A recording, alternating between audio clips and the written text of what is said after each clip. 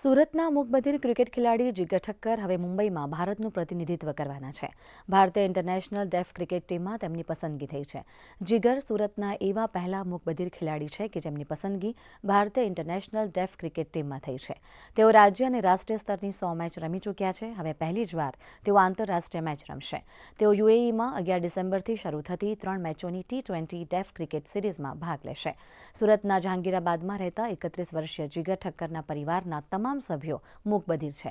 તેમના પિતાજી પણ મૂકબધિર હતા. જીગર ક્રિકેટના મેદાનમાં માત્ર અવાજ પર નિર્ભર નથી રહેતા, પરંતુ ઇશારાઓ, આંખોના સંકેતો અને બોડી લેંગ્વેજ દ્વારા રમતને સમજીને રમતા હોય છે. તેઓ બેટિંગ, બોલિંગ અને ફિટનેસની નિયમિત ટ્રેનિંગ લે છે. જીગર ડાયમંડ કંપનીમાં ક્વોલિટી ચેકિંગનું કામ પણ કરે છે.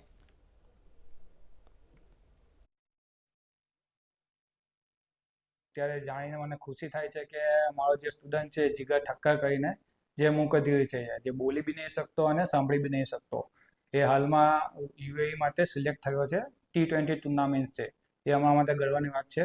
સાંભળી અને બોલી નહીં શકતો તો પણ એ આ ક્રિકેટમાં સારી સિદ્ધિઓને હાંસિલ કરી છે.